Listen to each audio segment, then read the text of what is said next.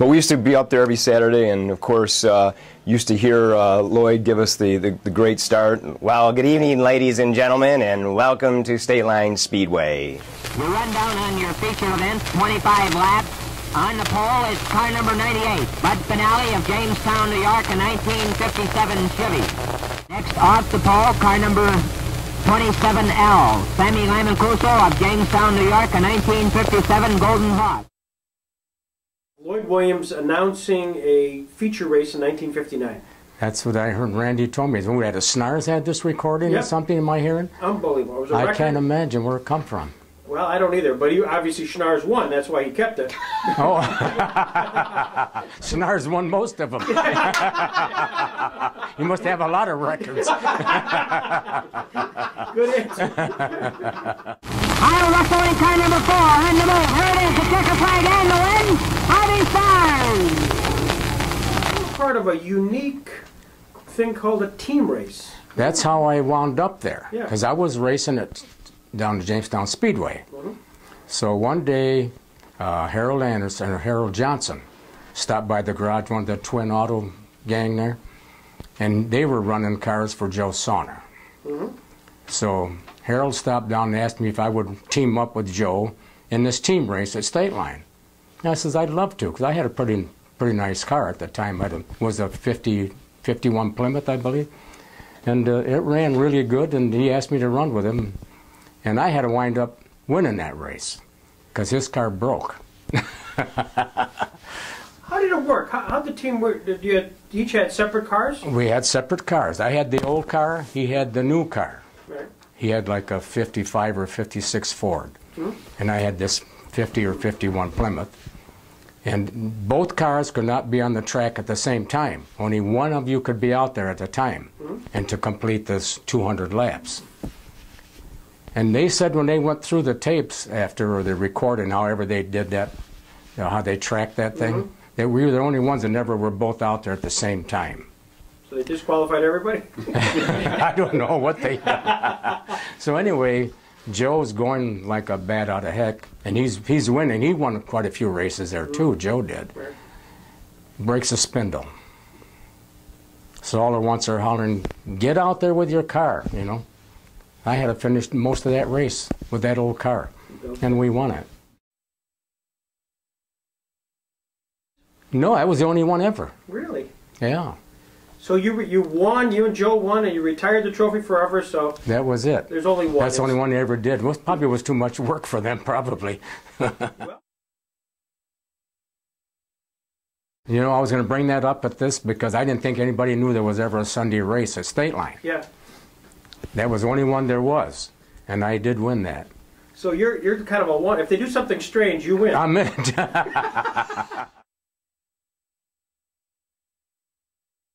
Dean is the one that brought late models to Stateline. Brilliant. Right. He's the one that started that business. I think he'd run Daytona for a couple of years or something, and he come back with... But the Chevy was a 58, so it must have been prior to that somehow. He brought these late... He's the one that started that late model stuff there. But a nice guy. Which begs the question, did you guys talk a lot among yourselves as far as techniques or something new? Was there a lot of... You know, you talk a lot, but there's a lot of lying going on. You know?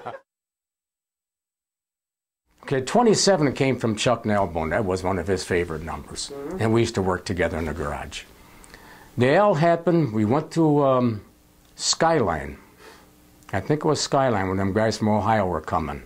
Like Johnny McGinley and Bailey and all them guys. And I think one of them was 27. So they told me I had to do something to change my number, so I put the L on with a masking tape. And that's been there ever since.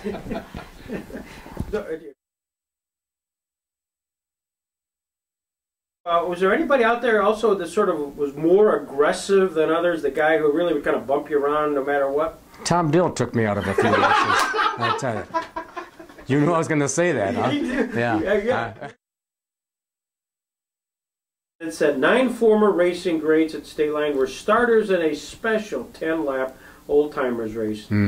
A caution was called as Sammy LaMancuso spun as he entered the first turn.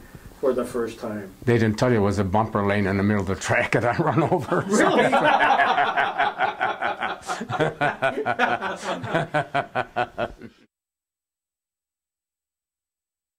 Tom Dill, Laughing Boy, everything was a big joke with him. One time when they built a new track in Warren, after the one behind the theater closed down, they built one on top of a freaking mountain somewhere, behind the hospital somewhere. I can remember going. We couldn't tow that car up that hill. A lot of the guys couldn't. We had to drive the cars up. No kidding. Oh, you said, but once you got up there, what a beautiful view. Whitehead, the old flying farmer. Another guy that he was. He wouldn't take no crap from anybody either. I got that sense. Did you get that feeling from him? Yeah. That's you. Sammy LaMancuso, they're the best. What a guy. I quit, I think, I'm trying to think 73. And I don't remember why I quit. I was mad about something, and I'm not even sure why anymore. I probably do, but I'm not going to talk about it.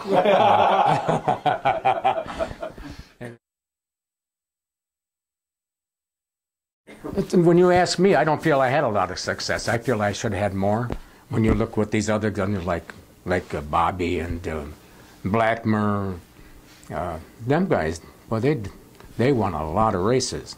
But I worked a lot with different kind of stuff, you know, the Studebakers and whatever, you know. I can tell you, this is the this. best interview. This is really good. I've enjoyed this. Thank you. You're sharp. Thank you.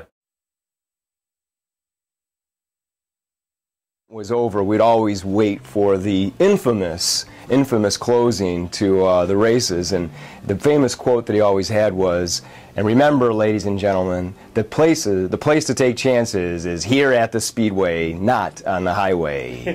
And he used to draw that out like that, and always, immediately following that, he'd put on this old, warped, scratchy 45, and it would be in the year 2525 by Zager and Zager and Evans. You know, and that song would come on, and we'd be walking to the pits to go stand next to the warm engine of 27L and get warmed up as little kids. And we'd hear that song, and we'd hear Lloyd up there laughing as we gave him a bunch of hell, leaving the grandstands as the LaMancuso pack moving away. But it was a lot of fun and great, great memories.